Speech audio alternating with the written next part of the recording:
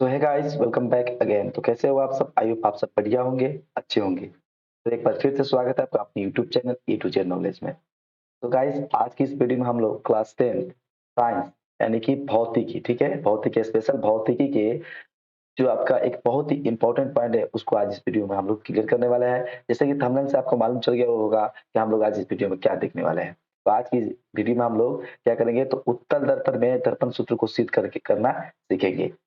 I hope कि इससे पहले वाला वीडियो जो हमने बना रखा है वो आपको बहुत अच्छा पसंद आया होगा और बहुत ही अच्छे से वो आपको समझ में आया होगा, क्योंकि उस वीडियो को मैंने बहुत ही मेहनत से और बहुत ही अच्छे से समझा कर आपको बताया। आई होप आपने उस वीडियो को देखा होगा और आपको बहुत अच्छा लगा होगा।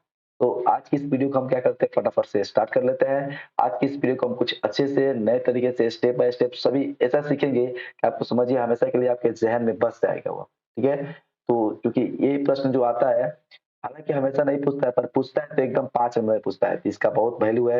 इसलिए आप क्या कीजिए, इस वीडियो को एंड तक देखिए, इसका एक-एक स्टेप देखिए, तो आपको जाके 5 में 5 नंबर मिलेगा। तो फटाफट से आप तैयार हो जाइए। अब क्या करते हैं, वीडियो को स्टार्ट कर लेते हैं। मेरा नाम है वाहिद रेज़ा और आप देख रहे हैं अपना फेवरेट से YouTube channel A to Z knowledge. चलिए वीडियो को स्टार्ट करते हैं।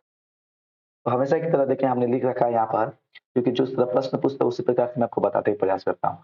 क्वेश्चन आपको आएगा, उत्तर दर्पण में सिद्ध करें कि 1/v plus 1/u equal to 1/f। या इसको उलट कर दे सकता है कि 1/f equal to 1/v plus 1/u। ये आपको सिद्ध करके दीजिए, ठीक है।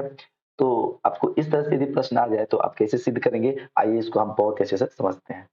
तो चूंकि उत्तल दर्पण की बात चाहिए, कौन से दर्पण है? उत्तल दर्पण। तो चूंकि उत्तल दर्पण है तो हमको एक उत्तल दर्पण चाहिए। तो क्या करते हैं, हम फटाफट से एक उत्तल दर्पण ले लेते हैं। ओके, देखिए, उत्तल दर्पण ले लिए और उत्तल दर्पण में जो भी काम करना है वो हमने यहाँ पे करके रखा है।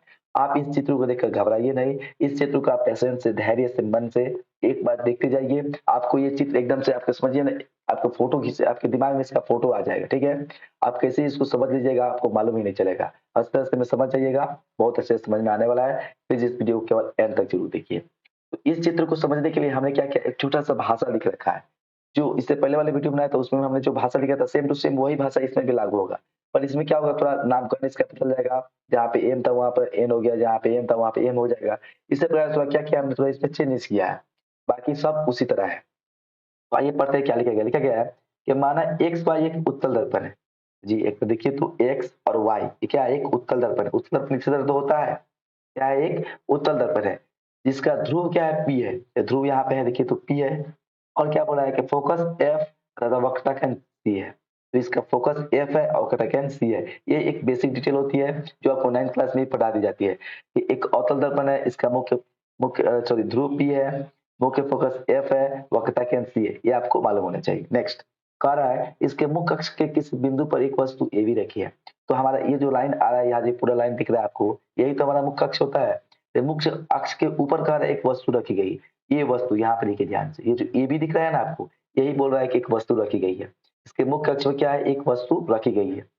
वस्तु के सिरे ए से, वस्तु का सिर यानी यहाँ से ए के, अगर वस्तु के सिरे ए से मुख्य अक्ष के समांतर, वस्तु के सिरे ए से इस रेखा यानी मुख्य अक्ष के समांतर समांतर चलने वाली आपतित किरण ए है। चलने वाली आपतित किरण ए है। यहाँ देखिए, तो एक समांतर एक रेखा किरण जा रही है यहाँ पर। ये जो रेखा जा रही है ए एन, ए और एन, यहाँ पे एक रेखा जा रही है। इस रेखा के बारे में बोला जा रहा है, क्या बोल रहा है कि दर्पण के बिंदु एन से टकराती है। सही बात है, यहाँ पे दर्पण के, ये दर्पण है, इसके बिंदु एन से आकर क्या हुई, यहाँ पर आकर टक्कर मारी, यहाँ पर टकराई। तो जब भी यहाँ पर टकराई, चूंकि यहाँ पर दर्पण है तो यहाँ पर जैसे ही टकराई तो परावर्तन होगा। तो ये हमें लिखा है, परावर्तन के पश्चात यह किरण मुख्य फोकस एफ से आती हुई प्रतीत होगी। अब देखिए यहाँ पे बात, सवाल क्या पैदा होता है कि दर्पण यदि अवतल होता तो क्या होता, डायरेक्ट यहाँ से एफ से गुजर जाती। पर यहाँ पर ध्यान देने वाली बात यह है, क्योंकि ये दर्पण उत्तल है, इसमें थोड़ा क्या होगा, उलझा उलझा सा लगेगा आपको। क्योंकि उत्तल अवतल दर्पण में क्या होता था, डायरेक्ट मुख्य फोकस होकर गुजर जाएगी। मुख्य अक्ष के समांतर आती किरणें दर्पण से परावर्तन के बाद मुख्य फोकस ओर से गुजरती है, किसमें, अवतल दर्पण में। पर यहाँ पर दर्पण उत्तल है तो यहाँ पे क्या होगा कि जो भी किरण आएगी ना वो मुख्य फोकस होकर गुजरेगी। पर गुजरेगी ना, ये गुजरती हुई प्रतीत होगी। ये आपको केवल समझिए ना, सपनों में बात चल रही है, ये हमको दिखाई देगी, प्रतीत होती हुई कि हाँ मुख्य फोकस से आती हुई है। हालांकि ये किरण यहाँ से इस तरह से मुड़कर चली गई, यहाँ पे देखिए, यहाँ से परावर्तन हुआ और यहाँ से टकरा कर इधर लौट गई। यहाँ पे दिख रहा है कि इधर गया है। पर ये क्या बोल दिया कि एन दर्पण बिंदु एन से टकराती है, परावर्तन के पश्चात ये किरण मुख्य फोकस से आती हुई प्रतीत होती है। मुख्य फोकस से आती नहीं है, आती हुई प्रतीत होती है, ऐसा लग रहा है आपको। जैसे कि हमने इसे बना रखा है। ओके, नेक्स्ट समझते हैं। कह रहा है दूसरी किरण एओ वक्रता केंद्र से होकर जाती हुई प्रतीत होती है। एक दूसरा किरण एओ, देखिए यहाँ पे ये दिख रहा है किरण एओ, हमने नाम लिख रहा है एओ, ये वक्रता केंद्र से जा नहीं रहा है, जाता हुआ प्रतीत हो रहा है। देखिए यहाँ पर dot dot dot dot dot लिखा है, क्योंकि ये जा रहा था तो डायरेक्ट पूरा लाइन खींचती, पर यहाँ में डॉट डॉट का मतलब यही हुआ कि यहाँ से जाता हुआ प्रतीत दिखाई दे रहा है, और उत्तर दर्पण में यही हो रहा है। क्या होगा कि मुख्य फोकस होकर जाती हुई प्रतीत होगी, कोई वक्रता केंद्र से जाती हुई प्रतीत होगी, हमेशा प्रतीत होती हुई ऐसा दिखाई देगा। एक्चुअली में हो नहीं रहा है, ये प्रतीत हो रहा है हमको। तो क्या हुआ, ये वक्रता केंद्र से होकर जाती हुई प्रतीत हो रही है, और फिर क्या हुआ, यहाँ से दर्पण से परावर्तन होगी, फिर अपने ही पथ पर लौट गई। यही तो बात होता है, ये आपको 9th में ही पढ़ाया जाता है। ये तो आपको जानते होंगे कि मुख्य अक्ष के समांतर कोई रेखा जाएगी तो वो फोकस से होकर जाती है। यहाँ पर चूंकि उत्तल दर्पण है तो फोकस से जाती हुई प्रतीत होगी। नेक्स्ट, कोई किरण यदि वक्रता केंद्र से होकर जाएगी तो वह उसी पथ पर लौट जाती है, ये भी आपको बताया गया होगा। तो यहाँ से वक्रता केंद्र से होकर जाती हुई प्रतीत होती है, और फिर अपने ही पथ पर क्या हुई तो लौट गई। आई होप यहाँ तक किसी को कोई दिक्कत नहीं होगा, यहाँ तक सबको क्लियर है। देखिए हमने भाषा में कोई चेंजेस नहीं किया है। यदि आप उत्तल अवतल दर्पण की भाषा याद कर लेते हैं, लैंग्वेज याद करते हैं, तो इसमें भी आपको याद करने की कोई जरूरत नहीं है, सेम टू सेम वही है, कुछ में ज्यादा कुछ नहीं है। नेक्स्ट में लिखा है अपरावर्तन के बाद उसी मार्ग पर लौटती है, तो यहाँ से गई और फिर यहीं से आ गई। इस प्रकार दर्पण द्वारा बनाए गए एबी का प्रतिबिंब ए डैश बी डैश है। तो इतना काम होने के बाद जब एबी का जो प्रतिबिंब बना, तो ये दोनों रेखा यहाँ पे कट कर रही है, यहाँ पर एबी का प्रतिबिंब ए डैश बी डैश बना है। ये प्रतिबिंब एक्चुअल में नहीं, यह प्रतीत, ये समझिए यहाँ पर प्रतिबिंब जो बना है, ये प्रतीत हो रहा है कि यहाँ पर, हाँ यहाँ पर प्रतिबिंब बन रहा होगा, यानी कि ए डैश बी डैश क्या है, एबी का प्रतिबिंब है। तो आई होप कि यहाँ तक सबको, ये थोड़ा भाषा वाला था इसलिए हमको समझाने में थोड़ा टाइम लगा। आई होप सबको क्लियर है। अब क्या करते हैं, इसका जो कैलकुलेशन होगा, जो आपका मैथमेटिकल पार्ट है, उसको हम नेक्स्ट पेज पर समझते हैं। यहाँ पे नेक्स्ट पेज हमने ले लिया है, और नेक्स्ट पेज पर फिर हमने सेम टू सेम वही क्या क्या चित्र बना रखा है। अब आइए ध्यान देते हैं, इसमें हम देखेंगे तो हमको कितने त्रिभुज दिख रहे हैं। ध्यान से देखिए, एक तो त्रिभुज आपको दिख रहा होगा ए बी, और ये बड़ा सा सी, ए बी सी दिख रहा है जी, बोलिएगा जी गुरु जी। नेक्स्ट हमारा क्या बन रहा है, A dash B dash C, ये भी तो त्रिभुज बन रहा है। तो आप बोलेगा जी, एक बार फिर बोलेगा हाँ गुरु जी बन तो रहा है। ये दो त्रिभुज हमको अभी दिख रहा है फिलहाल में, ठीक है। तो हम क्या करते हैं, इसी दो त्रिभुज को हम लेते हैं, यहाँ पर हम रफ करके आपको समझाते हैं। इस दो त्रिभुज को हम क्या कर रहे हैं, उठाते हैं। कौन कौन, एक हमारा हो गया त्रिभुज ए बी सी, तथा एक त्रिभुज हमारा हो गया कौन, त्रिभुज ए डैश बी डैश सी, ये बड़ा वाला त्रिभुज और ये छोटा वाला त्रिभुज। ओके, इस देखिए, इस त्रिभुज का ये एंगल 90 डिग्री और इस त्रिभुज का ये एंगल 90 डिग्री होगा कि नहीं, यानी कि इस त्रिभुज का कोण बी इस त्रिभुज के कोण बी डैश के बराबर होगा, क्योंकि ये दोनों क्या है 90 डिग्री के इक्वल है। और देखिए, ये बड़े वाला त्रिभुज का कोण सी और ये छोटे वाला त्रिभुज का भी कोण सी, दोनों में क्या है, उभयनिष्ठ है। दोनों में देखिए तो है कि नहीं, ये सी जो है ये दोनों त्रिभुज में है, यानी कि कोण सी क्या होगा, जो कोण सी के बराबर होगा, यहाँ पर उभयनिष्ठ लिख देंगे। ओके, उभयनिष्ठ क्या होता है, तो जो दोनों में कॉमन था उसे उभयनिष्ठ बोला जाता है। क्योंकि देखिए, इस बड़े वाले त्रिभुज का दो एंगल इस छोटे वाले त्रिभुज के दो एंगल की इक्वल हो गया, यानी कि ए ए समरूपता से आपने मैथमेटिकल पढ़ रखा होगा कि ए ए समरूपता होता है, एंगल एंगल। तो ए ए समरूपता से दोनों त्रिभुज क्या हुए, तो समरूप साबित हुए, यानी कि त्रिभुज एबीसी जो होगा ये किसके समरूप हो जाएगा, त्रिभुज ए डैश बी डैश सी के। इसको आप बहुत अच्छे तरह से देख लीजिए, क्या है, ये बड़ा वाला त्रिभुज ये छोटे वाले त्रिभुज के समरूप साबित हमने कर रखा है, ठीक है।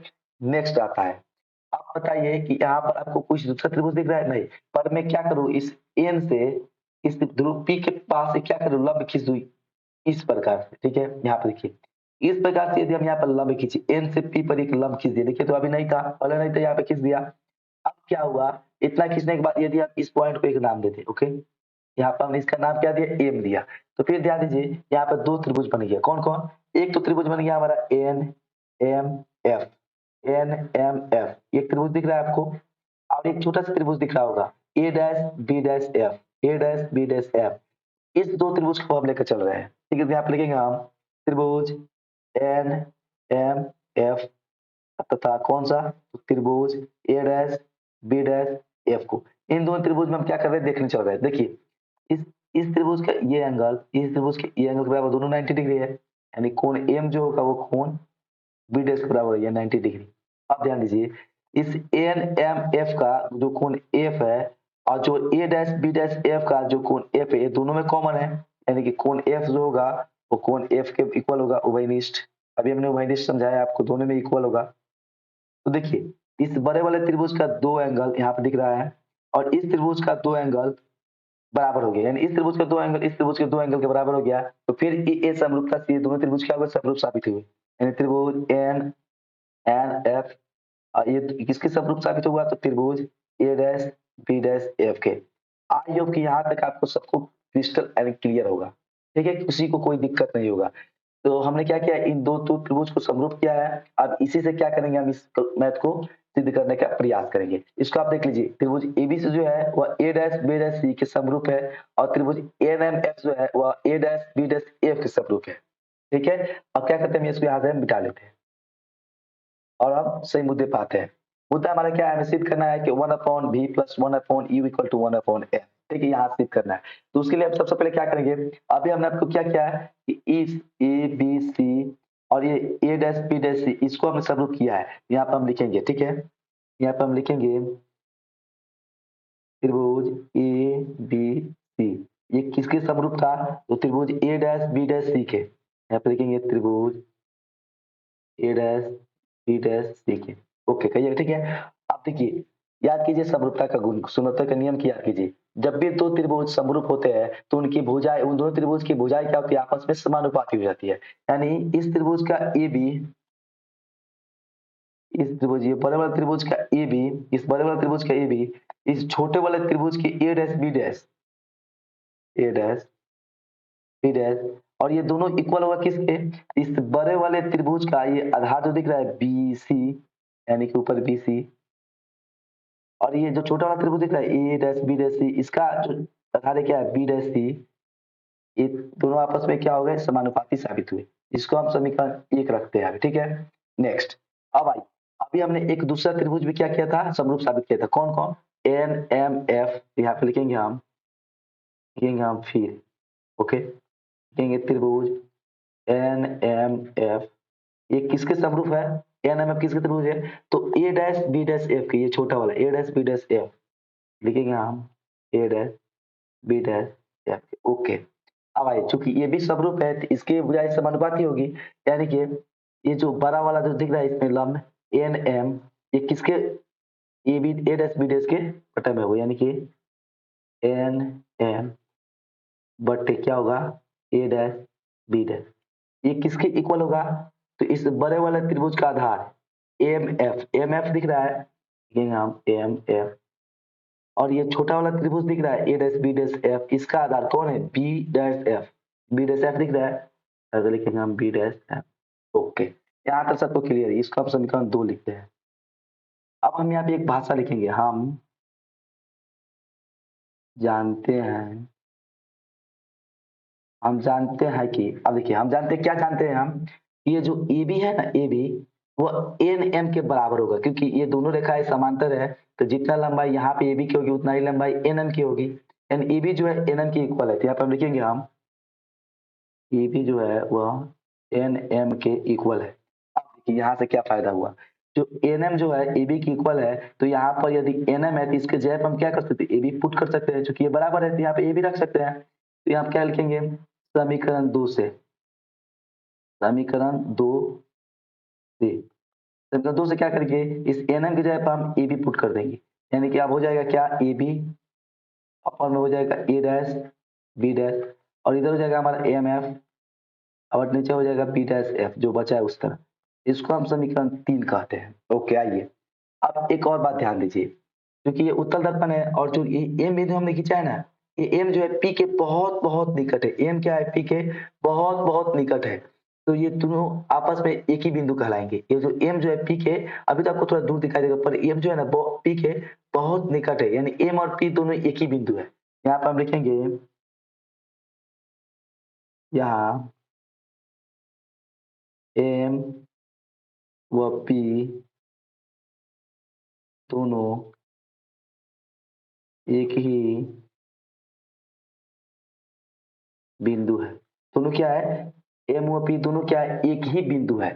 तो देखिए जब ये दोनों एक ही बिंदु हुआ तो एम से जो एफ की दूरी होगी वही पी से एफ की दूरी होगी, यानी एम एफ का जो मान होगा वही पी एफ का मान होगा, क्योंकि दोनों तो एक ही है, दोनों क्या है, एक ही है, दोनों एम जो है पी के बहुत निकट है, तो यानी एम और पी दोनों एक ही बिंदु है, तो दोनों एक ही बिंदु हुआ, तो जो एम से एफ की दूरी होगी वही पी से एफ की दूरी होगी। आई एफ की समझ रहे होंगे आप, ये दोनों क्या है, एक ही बिंदु है। अच्छा समझिए, ये दोनों क्या है, एक ही बिंदु, यहीं पे लड़के क्या करते हैं, मिस्टेक करते हैं, ये दोनों क्या है, तो एक ही बिंदु है, तो जो एम से एफ की दूरी होगी वही पी से एफ की दूरी होगी, यानी कि पी एफ जो होगा वो बराबर हो जाएगा किसके, एम एफ के। पीएफ जो होगा, पीएफ जो होगा, जितना पीएफ की दूरी होगी उतना ही एमएफ की दूरी होगी, क्योंकि ये दूरी एक ही है। अब यहाँ पर हम लिखेंगे क्या, समीकरण, अब समीकरण 3 का प्रयोग करते हैं, समीकरण 3 से, समीकरण 3 में ध्यान दीजिए। ओके, अब देखिए हम क्या करते हैं, समीकरण 3 लिखे है ना, तो समीकरण 3 लिखे, समीकरण 3 पर जोड़ दीजिए। यहाँ पे देखिए, यहाँ पे एम एफ दिख रहा है आपको, एम एफ दिख रहा है, तो ये एम एफ जो है ना वो पी एफ का इक्वल हो गया है, यानी एम एफ की जगह पर हम पी एफ रख सकते हैं, तो इसको तो पहले यहाँ पे लिखेंगे जो है A B upon A dash B dash equal, अब क्या कीजिए आप एम एफ की जगह पर पी एफ रख दीजिए, पी एफ। ओके, अपॉन नीचे क्या है, तो बी डैश एफ है। ओके, ये हो गया, इसको हम समीकरण 4 बोल रहे हैं। अब देखिए, इस 4 वाले इक्वेशन पर और 1 वाले इक्वेशन पर जोड़ डालिए, तो देखते आप देख रहे होंगे कि इस 1 वाले इक्वेशन का एलएचएस साइड और 4 वाले इक्वेशन का एलएचएस साइड दोनों बराबर है।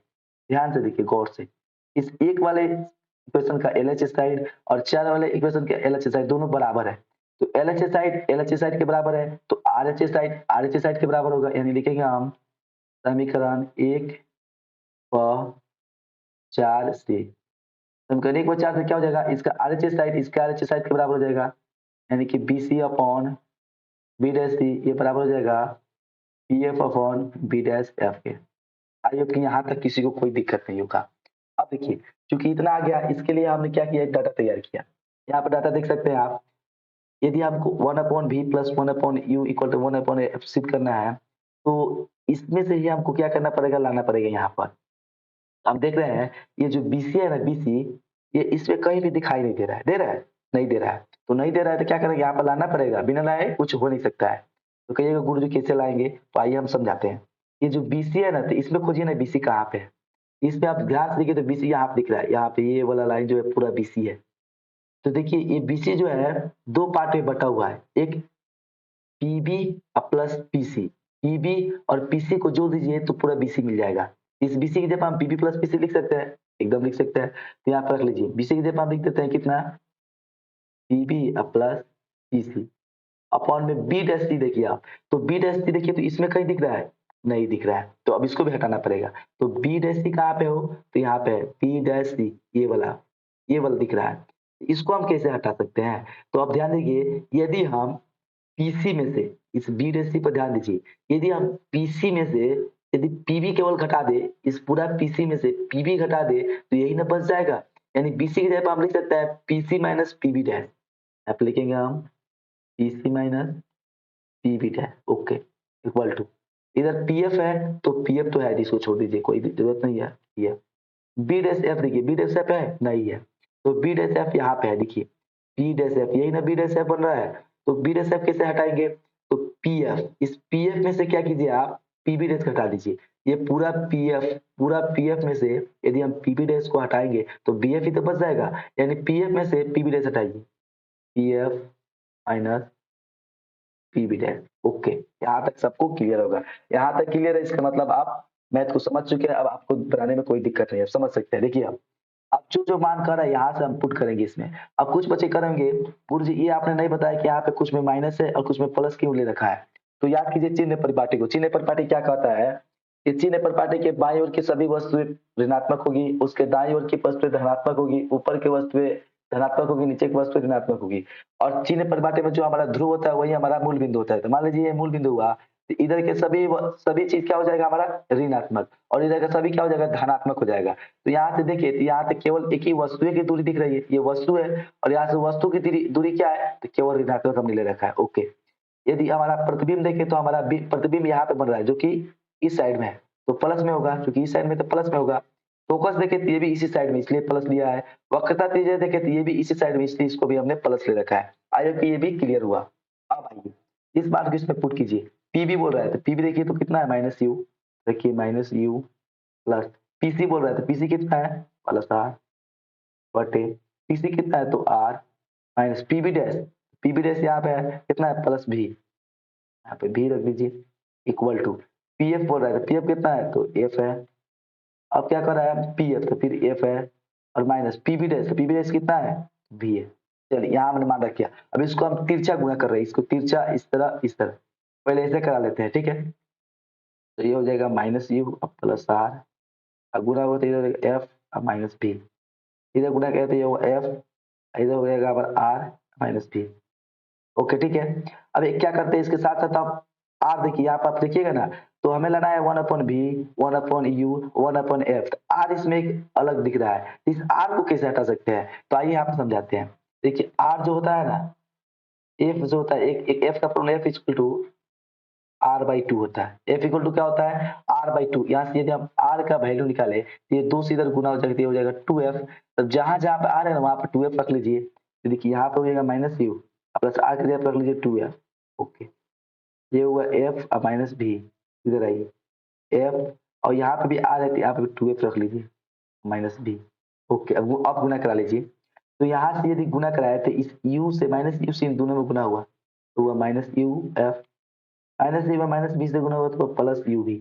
ओके अब देखिए अब 2f से इस दोनों में गुना कराइए तो 2f में f से गुना हुआ तो हो जाएगा प्लस में 2f स्क्वायर। ओके और इस 2f में माइनस बी से गुना हुआ तो माइनस 2vf। ओके अब आइए इधर इस f से 2f में गुना हुआ तो हुआ 2f स्क्वायर और माइनस v में माइनस f से गुना हुआ तो हुआ माइनस vf। ओके तो आपको क्लियर है। देखिए इक्वल साइन की इधर भी 2f स्क्वायर, इक्वल साइन की इधर भी 2f स्क्वायर, ये दोनों खाता। तो देखिए आप ध्यान दीजिए इधर बच गया हमारा कितना minus uf plus vf equal to, देखिए इक्वल टू करते हैं, ये जो माइनस में 2vf दिख रहा है ये इक्वल साइन किधर आ जाएगा हो जाएगा प्लस में 2vf और इधर माइनस में पहले से vf है। ओके तो इसको रहने दीजिए उसी तरह minus uf plus vf equal to, देखिए दो गो vf में से एक गो vf गया तो इधर बच गया प्लस में vf। ओके अब इसको यहाँ पे हमको तो पेज है नहीं, इधर स्पेस है नहीं, तब क्या करते हैं नेक्स्ट पेज पर लेके चलते हैं। इस वाले पार्ट को आप केवल याद कीजिए क्या है माइनस uf प्लस vf और इधर क्या है आपको, ओ सॉरी यहाँ पे थोड़ा मिस्टेक हो गया। देखिए ये माइनस यूएफ हो गया और यहाँ पे यूवी लिख रहा था तो हमने वीएफ लिख दिया। ओ सॉरी यहाँ पे आप भी लिख देते, यहाँ पे मिटा लेते हैं इसको हम और यहाँ पे दोनों पे क्या करते हैं, ओके सॉरी सॉरी ठीक है। यहाँ पर ये तो यहाँ पे लिखा गया और यूवी यहाँ पे लिखना था, हमने दूसरा लिख दिया था। यहाँ पे यूवी है तो यहाँ भी यूवी होगा, ठीक है। अब जाके यहाँ पर सही हुआ। अब देखिए चूंकि यहाँ पर सही हो गया इस वाले पार्ट को केवल याद कीजिए। हम नेक्स्ट पेज पे चल रहे हैं, क्या कर रहा है minus UF plus V F, minus UF plus UV, यहाँ पे लिखेंगे हम माइनस यूएफ प्लस यूवी बराबर इधर बचा था भी है, इतना बचा हुआ था। इस यूएफ क्या है ना आप इधर भेज दीजिए ना, इधर बच जाएगा केवल यूवी बराबर इधर बच जाएगा वीएफ और यूएफ इधर आके हो गया प्लस में यूएफ। ओके इतना आ गया। अब दोनों तरफ क्या कीजिए आप फिर दोनों तरफ यूवीएफ से भाग कर दीजिए, भाग देने पर यूवीएफ से भाग करना तो सभी पार्ट में यूवीएफ से भाग कीजिए। यूवी बटा UVF equal to V F बटा you V F plus U F बटा यू वी एफ। ओके अब कटाइए कौन कौन कट रहा है तो यू भी से यू भी कट गया, वी एफ से वी एफ कट गया, यू एफ से यू एफ कट गया, इधर बच गया हमारा 1/u, इधर बच गया हमारा 1 सॉरी इधर बच गया 1/f, इधर बच गया 1/u, इधर बच गया 1/v। तो ध्यान से देखिए यही वाला पार्ट ना हमको क्या करना था प्रूफ करना था, जो हमने यहाँ पर प्रूफ करके ला दिया। यानी कि हमने क्या किया प्रूफ किया, हमने सिद्ध किया प्रमाणित किया, इस प्रकार से आप लिख सकते हैं। तो यहाँ तक ये था इसका प्रमाण। आई होप कि ये सभी आपको क्लियर हुआ होगा। यदि आपको थोड़ा सा भी कहीं भी कोई भी डाउट है तो प्लीज इस वीडियो को पीछे कीजिए और क्या कीजिए जो आपका स्पीड होता है ना उसकी स्पीड धीरे कर दीजिए, ठीक है। और आराम से धीरे धीरे धीरे धीरे इसको देखिए एक बार, 2 बार, 3 बार देखिएगा ज़रूर आपके ज़हन में ये बैठ जाएगा, मेरा दावा है। और आप लोग जानते हैं प्रैक्टिस करने से कोई भी चीज़ हल हो जाती है। इसको भी आप क्या कीजिए 2 बार, 3 बार अपने से बनाइए और देखिए आपको ये अच्छे से क्या हो जाएगा रिवाइज़ हो जाएगा। आई होप कि सभी चीज़ें आपको ये सभी पार्ट स्टेप बाय स्टेप आपको समझ में आया होगा, पसंद आया होगा। पसंद आया तो प्लीज़ इस वीडियो को हमारे मेहनत के लिए लाइक ठोक दीजिए और यदि आप इस चैनल पे नए हैं तो चैनल को सब्सक्राइब कीजिए क्योंकि इस तरह के वीडियो मैं इस चैनल पे लाता रहता हूँ। चलिए मिलते हैं किसी इंटरेस्टिंग वीडियो के साथ, तब तक के लिए हमें इजाज़त दीजिए। बाय बाय, धन्यवाद।